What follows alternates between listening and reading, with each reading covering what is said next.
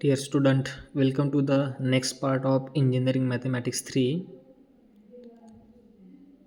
Dear student, we will start the new series of Engineering Mathematics 3, and this series we will discuss unit number 1. I am uploading in first videos introduction about the unit number 1, and in this video we will discuss method to finding the complementary function. Okay dear student, इसके पहले video हमने समझा था कि general solution differential equation का general solution क्या होता है।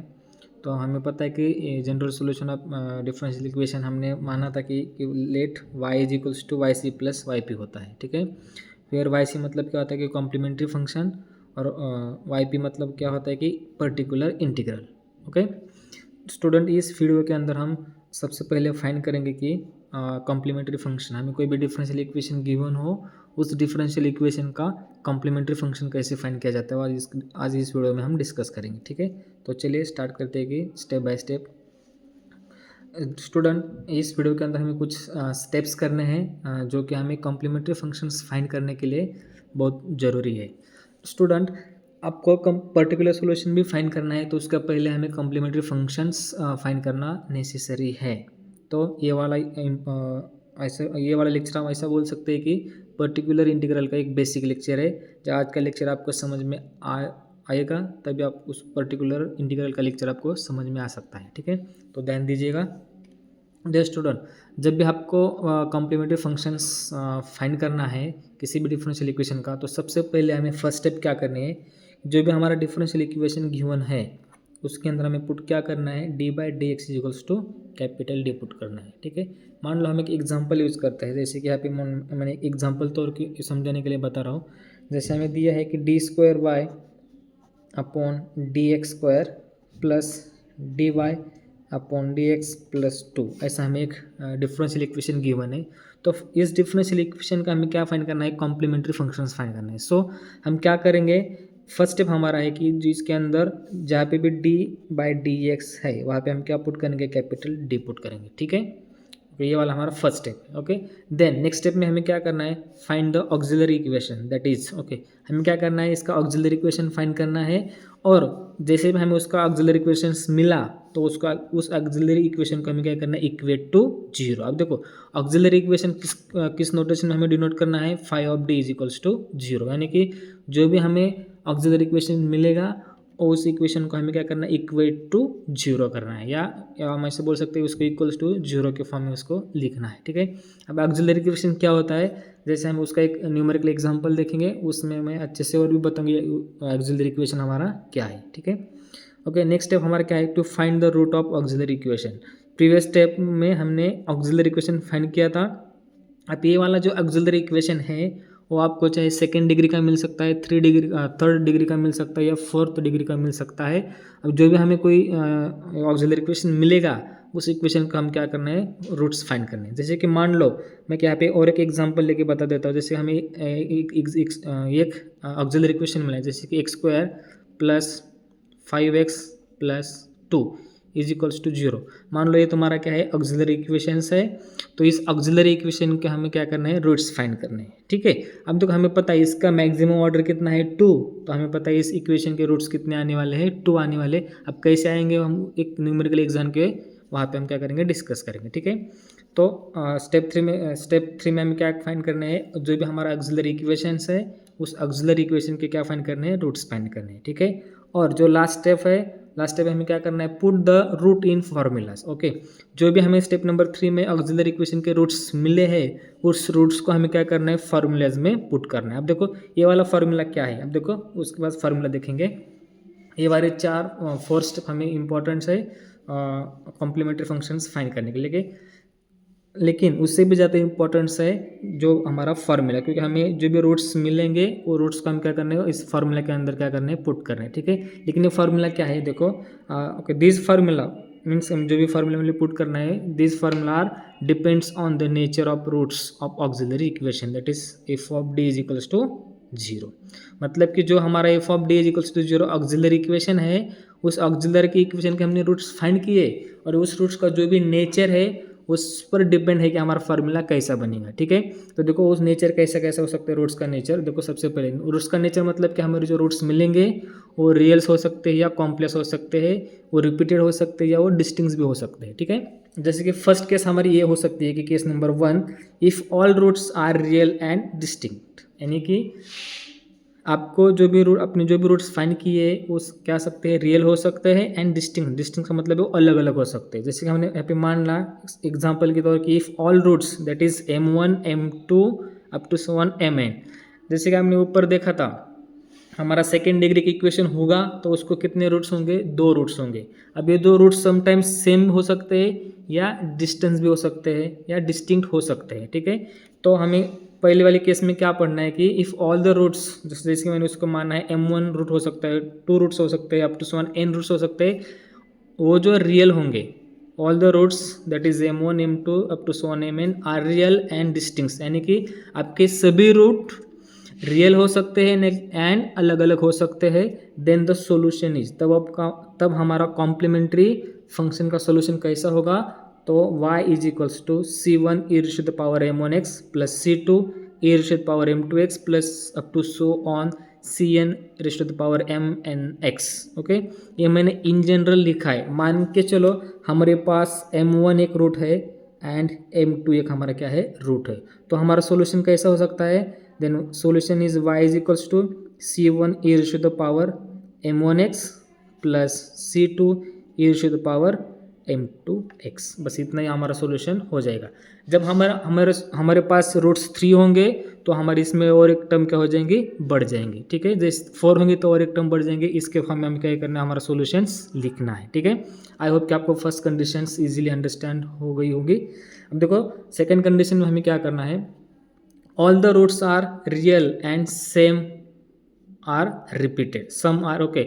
हमें सेकेंड कंडीशन में देखना है कि आपके रूट्स रियल हो सकते हैं लेकिन उसमें से कुछ रूट्स क्या हो सकते हैं, रिपीटेड हो सकते हैं। जैसे कि कुछ रूट्स क्या हो सकते हैं, सेम वैल्यू हो सकते हैं। जैसे कि हमने माना कि suppose some roots are repeated that is m1 is equals to m2, m1 मतलब कि फर्स्ट रूट, m2 मतलब कि सेकेंड रूट। अब जो दोनों इक्वल हो सकते हैं तो हमारा सोल्यूशन कैसा होगा, y is equals to c1 e raise to the power m1x।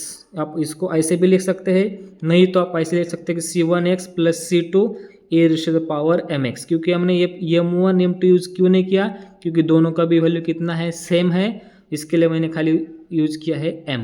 Okay, m1 m2 is equals to क्या बोला है मैंने, m यूज़ किया है। तो मैंने यहाँ पे क्या लिखा है, c1x plus c2 into raise to the power mx। आप ऐसे भी लिख सकते हैं या आपने ऐसे लिखा तो भी चल सकता है, इसमें कोई डाउट नहीं, ठीक है। नेक्स्ट कंडीशन देखो, हमारा नेक्स्ट कंडीशन क्या है। ओके, थर्ड वाले केस में हमें चेक करना है if some roots are complex. अब देखो आपको पता है कॉम्प्लेक्स नंबर कैसा होता है, जैसे मैंने यहाँ पे लिखा कि if m1 is equals to क्या है, alpha plus i beta and m2 is equals to alpha minus i beta, ठीक है। अब देखो हमारा क्या है, ये हमारे रूट ऐसे हो सकते हैं sometimes m1 is equals to alpha plus i beta and m2 is equals to alpha minus i beta, ठीक है। देन उसने हमारा सोल्यूशन कैसा बनेगा, y is equals to, therefore solution complementary function is y is equals to क्या हो जाएगा, e raised to the power 2 alpha in bracket c1 into cos m1 alpha plus c2 into sin alpha x। Okay, ये हमारा क्या हो जाएगा, solution होगा। देखिए y इज इक्वल्स टू क्या, e raise to the power 2 alpha c1 cos m1 m1 यहाँ पे x है, okay, plus c2 into sine alpha x। Okay, स्टोरने वाला समझ के लेना हमारे पास क्या हो सकता है, ये क्या नहीं, ठीक है।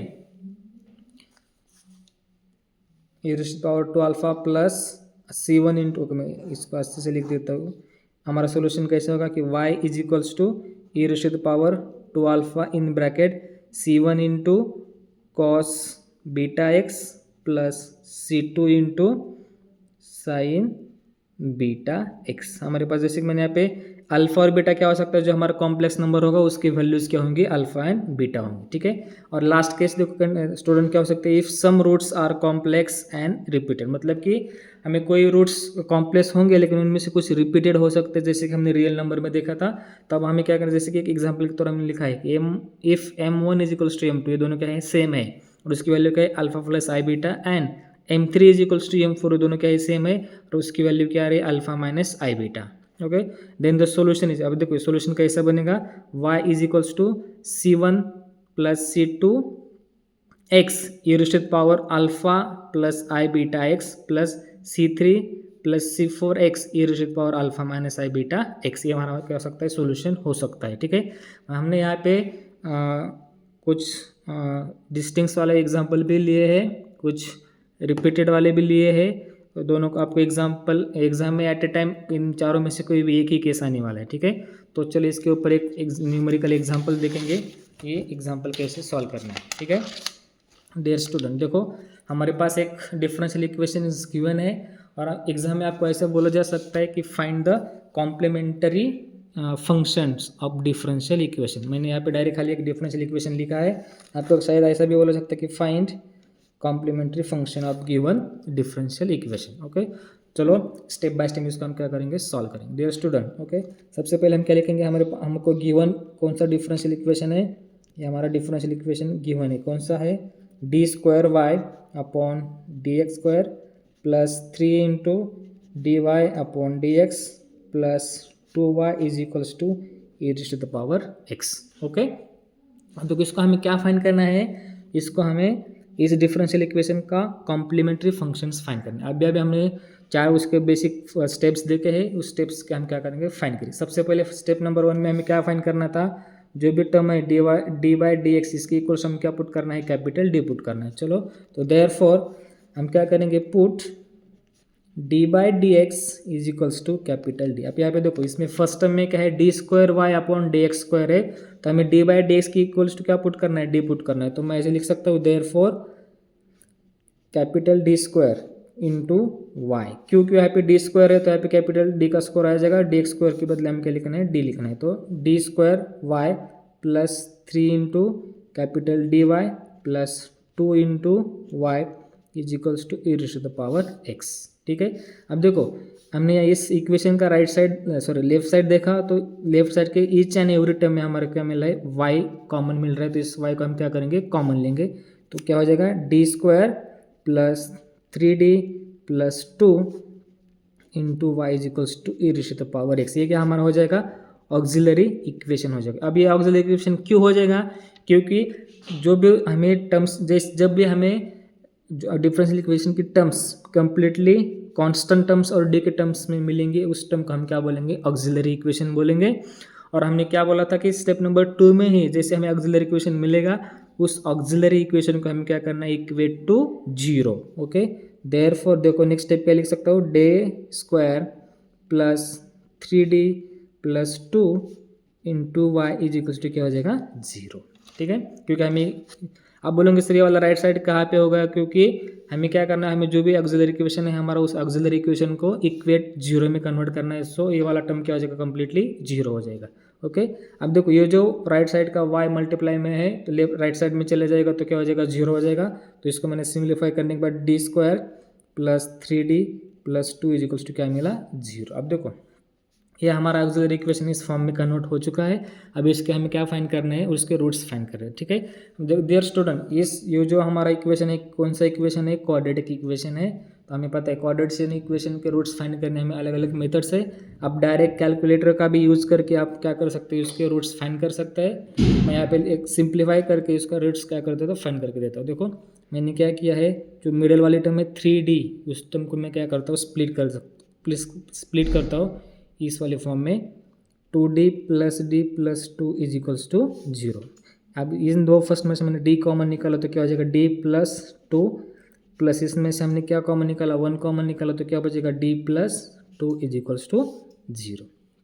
ओके, अब देखो ये वाला d प्लस 2, ये वाला d प्लस 2 क्या है, कॉमन, फिर मैंने एक बार कॉमन लिखा d प्लस 2, और जो बाकी रिमेनिंग क्या है, d plus 1 is equals to 0। Okay, therefore हम ऐसे लिख सकते हैं d is equals to -1 and d is equals to -2। ये दोनों क्या है हमारे, d is equals to -1 and d is equals to -2, ये हमारे क्या है roots of this auxiliary equations. ठीक है, हम ऐसे लिख सकते हैं therefore roots of auxiliary equation is कितने आ रहे हैं -1 यानी क्या है -2। अब देखो इस रूट को थोड़ा सा हमने अच्छे से देखा तो हमें समझ में आ जाएगा ये रूट्स क्या है हमारे रियल है, लेकिन कैसे है डिस्टिंक्ट्स। तो हम ऐसे बोल सकते हैं therefore roots of auxiliary equation is real and distinct. Okay, real and क्या है हमारे डिस्टिंक्ट है। ओके, अब देखो जब हमारे पास हमने चार अलग अलग, अब हमें हमारे नेक्स्ट स्टेप क्या है, जैसे में हमारे ऑक्सिलरी इक्वेशन के रूट्स मिले हैं उस रूट्स को क्या करना है फार्मूला में पुट करना है। लेकिन कौन सा फार्मूला, हमने 4 डिफरेंट केसेस देखे थे। अब देखो उस केसेस का हमने अलग अलग कंडीशन में उसको क्लासीफाई किया था, तो हमारे रूट्स कैसे है रियल एंड डिस्टिंक्ट्स आ रहे हैं। ठीक है, जब हमारा फार्मूला रियल एंड डिस्टिंक्ट्स है तो हमारा फार्मूला क्या है, देयरफॉर सॉल्यूशन YC या Y इज इक्वल्स टू क्या है कॉम्प्लीमेंट्री फंक्शन का C1 e⁻ m1x plus C2 into e⁻m2x। आप देखो m1 मतलब फर्स्ट रूट, m2 मतलब सेकेंड रूट। ठीक है, अब देखो इनका आपने सीक्वेंस चेंज किया तो भी चल सकता है। ये 1 कन्फर्म हर बार रहेगा ऐसा जरूरी नहीं, ये 2 हर बार रहेगा ऐसा जरूरी नहीं है, अलग अलग आपने चेंज किया तो भी चल सकता है। आपको आपने इसको m2 माना तो भी चलेगा, आपने इसको m2 माना तो भी चलेगा, ऐसा कोई कंपल्सन नहीं कि m1 या m2 हो जाएगा। ठीक है, तो वैल्यू पुटअप करो, y इज इक्वल्स टू क्या हो जाएगा C1 as it is e⁻m1 मतलब कि -1 into x is -x plus C2 as it is e⁻m2 मतलब कि -2 इंटू एक्स। ओके, ये हमारा क्या हो जाएगा रिक्वायर्ड सोल्यूशन। ओके स्टूडेंट, आपको ये वीडियो अच्छा लगा तो इस चैनल का आप क्या करो सब्सक्राइब करो और आपके फ्रेंड के साथ इस वीडियो को शेयर करो। Thank you student.